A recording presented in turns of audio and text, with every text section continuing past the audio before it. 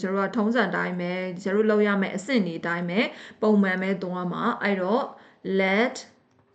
be of and be the statement that 2n less than 2 power n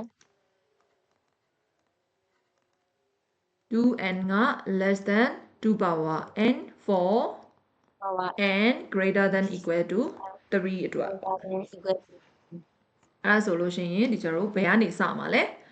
for n equal to 3ကနေစမယ်ဒါဆိုရင် left hand side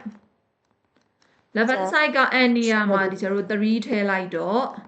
6ပေါ့နောက်တစ်ခါ right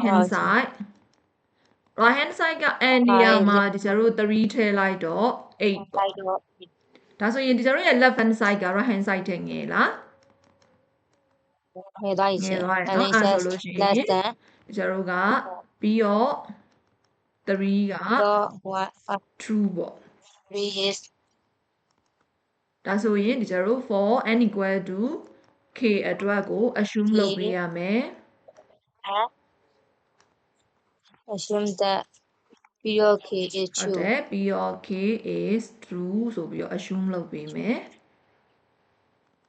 အဲ့တော့ဆိုလိုတာကဒီကျွန်တော်က 2k က less than 2 power k ဆိုပြီးတော့ဆိုလိုတာဒီနေရာမှာဒီကျွန်တော်ရဲ့ n ဒီ sorry k ဒီဘာဖြစ်ရမှာလဲ greater than 3ဖြစ်ရမယ်ပေါ့ အဲ့တော့ဒီအဆင့်မှာဒီကျွန်တော် integration ပုံစံမှာ n equal to k အတွက်ဒီကျွန်တော် assume လုပ်တဲ့အခါမှာဒါလေးပို့လာတယ်ပေါ့နော် k က greater than 3ဆိုပြီးတော့ဒီကျွန်တော်ဒီလိုမျိုးလေးအမြဲတမ်း assume လုပ်ပေးရမယ်နောက်တစ်ခါ for n equal to k plus 1အတွက် okay plus 1 plus 2 prove that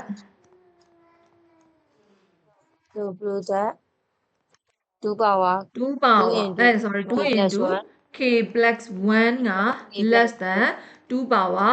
k plus 1ဖြစ်ကြောင်းဒီကျွန်တော်ကတက်တည်ပြပေးရမယ်။အော်ဒါဆိုရင် तू ကလွယ်လွယ်လေးပဲဒီကျွန်တော်ခုနကတော့ငါစဉ်းစားပြခဲ့တဲ့ပုံစံနဲ့အတူတူပဲ။ဒါပေမဲ့စာမေးပွဲမှာဆိုရင်တော့တမီးကတက်ကလေးထုတ်ပြီးတော့ဒီချိန်ပြောသလိုလေးအမြဲတမ်းယူပြီးတော့စဉ်းစားပေးနော်။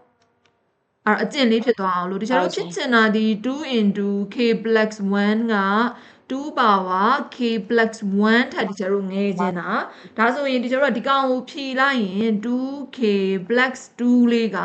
less than 2 power k into 2ဆိုပြီးတော့ဒီကျတော့ကဒီလိုမျိုးလေးဖြစ်ချင်တာအဲ့တော့သူ့ကိုရှင်းနောက်ချင်းရေးမယ်ဆိုလို့ရှိရင် 2k plus 2က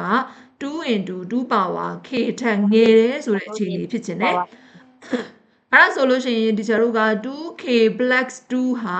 less than ဒီကောင်ဒီ2 power k ဘယ်နှခါပေါင်းထားတာလဲဆိုရင်2ခါပေါင်းထားတာရမယ်နော်အဲ့တော့ဒီကျတို့ဖြီလို့ရတာဒီအဆင့်ကနောက်ဆုံးပဲအဖြေကနေပြီးတော့ပြန်ဖြီကြည့်လိုက်တဲ့အချိန်မှာဒီကျတို့ဖြီလို့ရတာဒီအဆင့်ကနောက်ဆုံးပဲဒါဆိုရင်ဒီကျတို့ယူသုံးလို့ရတဲ့ကောင်လေးကနေပြီးတော့ဒီကျတို့အဲ့လိုမျိုးနောက်ဆုံးအဆင့်အခြေအနေထိရောက်အောင်ဒီကျတို့ကသွားပေးရမှာပေါ့အဲ့တော့ဒီကျတို့ယူသုံးလို့ရတာဒီ assume လုပ်ထားတဲ့ကောင်လေးဒီကျတို့ယူသုံးလို့ရတယ်ဒါကြောင့် we have လို့ရေးခြင်းလဲရေးမရေးခြင်းလဲဘာမှတော့မဖြစ်ပါဘူးเนาะအပေါ်မှာဒီကျတို့ပြခဲ့ပြီးသားဆိုတော့အဲ့တော့ 2k က less than 2 power k ဆိုတာဒီကျတို့မှာရှိရယ်ဒါဆိုရင်ဒီကျတို့နောက်ဆုံးပိတ်ဖြစ်ချင်တဲ့အဆင့်လေးမှာဘယ်ဘက်ချမ်း 2k ကို तू ကဘာပေါင်းထားလဲဆိုတော့2ပေါင်းထားတယ်ဒါကြောင့်မလို့ဒီကျကဘယ်ဘက်ရောညာဘက်ရောကို2ပေါင်းလိုက်မယ်2ပေါင်းဟုတ်ပြီနော်ဒါဆိုရင်ဒီကျွန်တော်ဖြစ်ချင်တာက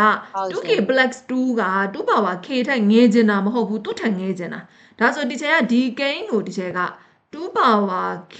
နေရာမှာ2 power k plus 2နေရာမှာဒီချက်က2 power k လေးအစားသွင်းချင်တာပြောင်းချင်တာပေါ့နော်အစားသွင်းချင်တာမဟုတ်ပြောင်းလဲလိုက်ချင်တာ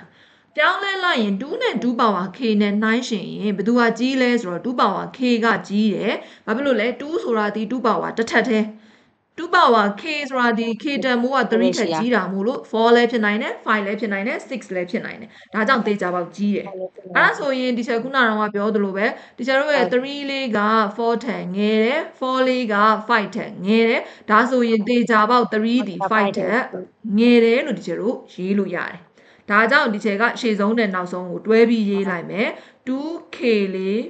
2k plus 2လေးဟာ2 power k plus 2 power k ဆိုပြီးတော့ဒီချက်ကယူရေးလိုက်လို့ရသွားပြီအဲ့ဒါဆိုရင်ဘယ်ဘက်ချမ်းကိုဒီချက်က2ကိုပုံထုတ်မယ်2 into k plus 1ညာဘက်ချမ်းမှာတော့2 power k နဲ့2 power k နဲ့ပေါင်းရင် a နဲ့ a နဲ့ပေါင်းရင် 2a ရတယ်လို့ပဲ2 power k နဲ့2 power k နဲ့ပေါင်းရင်2 into 2 power k ဆိုပြီးရတယ်ဟုတ်ပြီနော်အဲ့ကြောင့်မှအခြေတူတာချင်းမြောက်ထားတဲ့ပုံစံဖြစ်သွားတယ်အခြေတူတာချင်းမြောက်ရင်ပါဝါချင်းဘာလုပ်လိုက်ရလဲ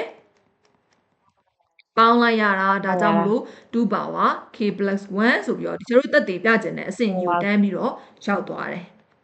ဒါကြောင့်ဒီကျတို့ကပြီးတော့ k plus 1ကဘာဖြစ်သွားပြီလဲဆိုရင်မှန်သွားပြီပေါ့ရမယ်နော်အဲ့ဒါကြောင့်ဒီကျတို့ by mathematical induction အရာပြီးတော့ n ကဒီကျတို့ true ဖြစ်သွားပြီဆိုလိုတာဒီကျတို့က 2n လေးဟာ less than 2 power n for all n greater than equal to 3ဆိုပြီးတော့ဒီကျတို့ရေးလို့ရသွားပြီနားလည်လားဟုတ်တယ်